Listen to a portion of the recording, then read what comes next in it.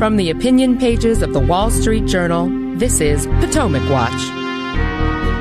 Kamala Harris finally offers a specific campaign promise, adopting Donald Trump's vow to get rid of taxes on tips. But where is the rest of the Harris agenda? What do we know about her past views on huge topics like Medicare for all?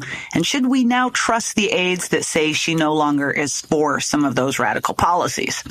Welcome to Potomac Watch. I am Kim Strassel. I am joined today by two experts on these topics, Alicia Finley and Kate Batchelder-Odell.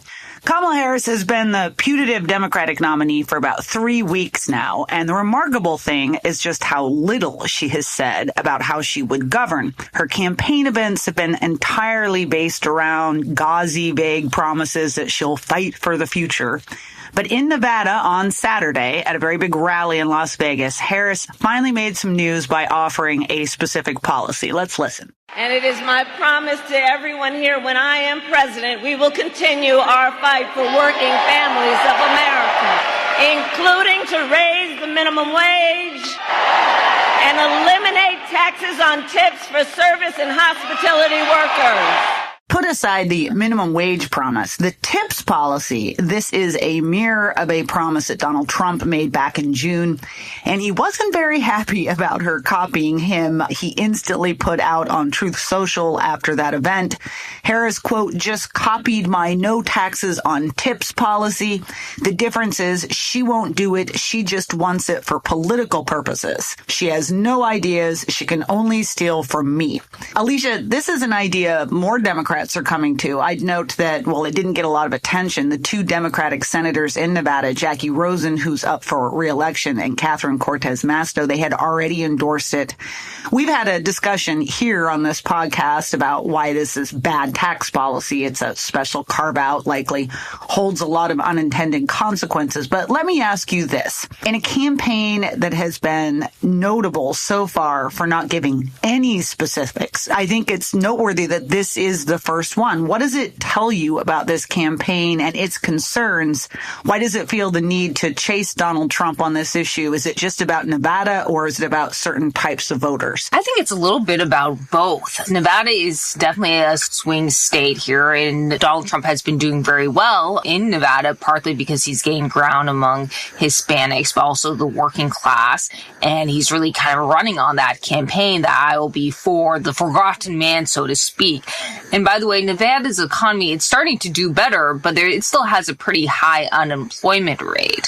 So she's kind of trying to shore up her base, especially kind of working class Hispanics and blacks, who Biden and she, actually, if you look at the polls, aren't doing very well with. And so that's a Nevada issue, but also a more broader issue. And as we will no doubt discuss more, this is really a political sop to a particular base, the culinary union in particular. And I think it was just political malpractice for Donald Trump to be courting their votes with this special carve-out. Are you going to start proposing tax exemptions for other industries? And as he said, no doubt we'll get to this, but it'll just encourage different businesses to restructure their compensation in the form of tips to avoid tax. Are you going to start, tipping your plumber instead of, paying him and such? These are kind of the policy consequences I don't think either candidate is really thinking about. Yeah, that strikes me as all correct. And it also strikes me as maybe a bit of an admission by the campaign that this claim that by picking Tim Walz as her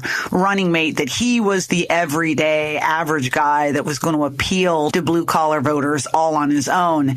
And when you dig into his record in Minnesota, in particular his gubernatorial races, it's quite striking. He didn't actually do that well with working class voters. He won most of his elections by really running up the tallies in suburbs of big cities like the Twin Cities among college-educated white voters. And if you look out among the counties that Trump did well in, Walz didn't perform any better among those rural and working class voters than Biden did. So I'm not really sure he's their secret weapon in that regard. And the fact that they're putting out a policy suggests as much too. But Kate, is is this going to work? One thing that I would note is that at least Trump's idea is part of a broader tax plan that he has put out, including extending the 2017 tax cuts. And that being said, as Alicia noted, this is a clear pander, part of a theme that his campaign has also put forward for working class voters. It was behind the pick for J.D. Vance. It's Sean O'Brien, the head of the Teamsters. They had him come to speak at the Republican convention where he ranted about business. It didn't really win them any union endorsements. In fact, Alicia was mentioning the culinary union. They endorsed Kamala Harris. So did Unite Here, which is another huge hospitality union, very powerful in Nevada. Wasn't she going to get the endorsements anyway? Are either of these candidates actually helping themselves by chasing these sort of special carve-out proposals? Well, Kim, I think this is sort of a race to the bottom for both sides. You have her trying to disassociate with any specific views for weeks. And then the one policy that she's willing to go on the record about is a relatively minor tax carve-out for specific workers that Trump has already proposed. It does not reflect well on her campaign. At the same time, I think it doesn't reflect well on Trump's campaign either, because it neutralizes whatever political advantage might have existed from this brainstorm of his campaign from a few weeks ago. I mean, the Trump campaign has been trying to get some amount of mileage out of this, writing on receipts, vote Trump, no taxes on tips. It has taken on a larger prominence even than some of its other larger and far more economically important tax ideas. And so I think this should inspire some reflection on the Trump campaign part, because why wouldn't Democrats endorse this? Democrats have long wanted to use the tax code to reward favored constituencies and raise taxes on people they don't like, namely people who earn a lot of money. And Republicans have, over the past 40 years, defended the tax code as not just another manner of achieving your policy ends, but of trying to raise revenue for the legitimate purposes of government and encouraging growth and productivity growth. So I think this is really a mistake and a race to the bottom. And what it underscores is you have to keep close track sometimes of who is proposing what in this campaign, because there is this odd horseshoe theory where you have another example being the child tax credit, where J.D. Vance has proposed a $5,000 child tax credit. Tim Walz ran past the biggest child tax credit in Minnesota. You have voters not getting a real choice on some of these core economic issues. And that, I think, is the risk for the country, in addition to both campaigns. Alicia, you know a lot about the West Coast. When you look at these Sunbelt states, in particular, Nevada obviously is very much in play. Arizona is in play. Donald Trump seemed to be doing very well there. In fact, some people were saying the states were out of Democrats' reach. And yet here we have Kamala and Walz out there on this campaign tour. They clearly are not seeding that part of the country.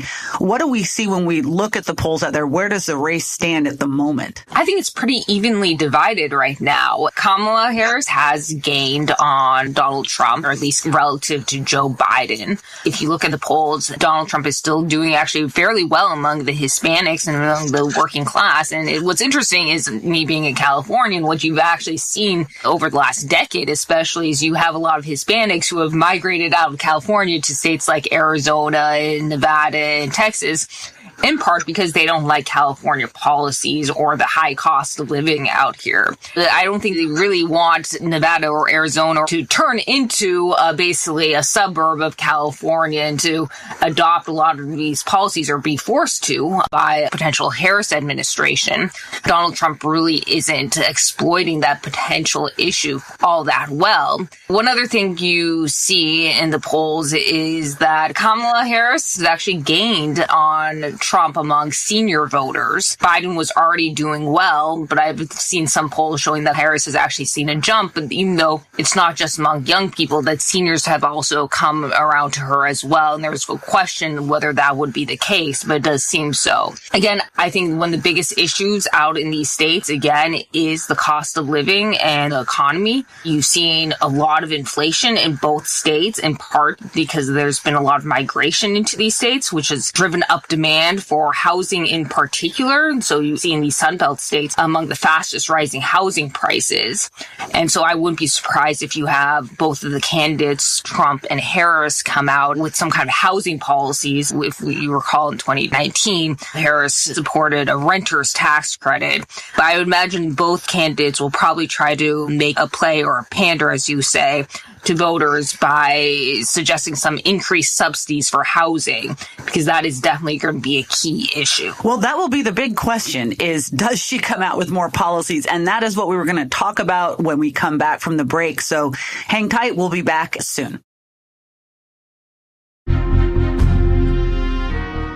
Welcome back. I am here with Alicia Finley and Kate Batchelder Odell. We are talking about Kamala Harris's policies or lack of them so far, and that has really been striking as well, too. This really was one of the first proposals she put out, eliminating taxes on tips. And what we have here is a situation where we really just don't know who this woman is, and that's because of her recent history. In 2019, obviously, she ran for president. She put out a lot of policy proposals then. She lost to Biden, who very specifically ran more to the middle. And the question is she now a creature or an acolyte of the Biden administration policies that she's been a part of, or is she the person that she ran in 2019, a much more radical, progressive policy agenda at the time? What we've got instead is no clarity, and what she's been doing is not even herself, but through spokespeople, she's been telling the press that she no longer supports